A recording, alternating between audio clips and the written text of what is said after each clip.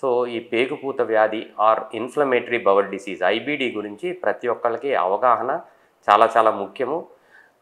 దీర్ఘకాలికంగా విరోచనాలు అవుతున్నా, మాటి మాటికి కడుపులో నొప్పి వస్తున్నా, బరువు తగ్గిపోతున్నా, ఆకలి లేమి ఉన్న, నోటి లోపల పుండ్లు, మలద్వారం చుట్టూతా ఫిస్టులాస్ అంటే పస్ అలాగా ఏమన్నా వస్తున్నా ఇమీడియట్గా ఈ క్రోన్స్ డిసీజ్ కానీ అల్సరేటివ్ కొలైటిస్ కానీ ఉందేమోనని మీరు తగిన పరీక్షలు చేయించుకుని అర్లీగా మనం డయాగ్నోసిస్కి వస్తే కాంప్లికేషన్స్ రాకముందే మనం ట్రీట్మెంట్ స్టార్ట్ చేస్తే ఈ డిసీజ్ని కంట్రోల్ చేసుకునే అవకాశం చాలా ఎక్కువగా ఉంటుంది. సో 20 సంవత్సరాల నుంచి 40 సంవత్సరాల మధ్య వయసులో ఉన్నవాళ్ళు డెఫినెట్గా దీని గురించి అవగాహన చాలా ఎక్కువగా ఉండటం మంచిది. అర్లీ డయాగ్నోసిస్ గ్యాస్ట్రోఎంట్రాలజిస్ట్ దగ్గరికి అర్లీగా వెళ్తే మనకి డయాగ్నోసిస్ వచ్చే అవకాశం ఉంటుంది. సో అవగాహన పెంపొందించుకుందాం, ఇలాంటి డిసీజెస్ బారి నుంచి మనం రక్షించుకుందాం.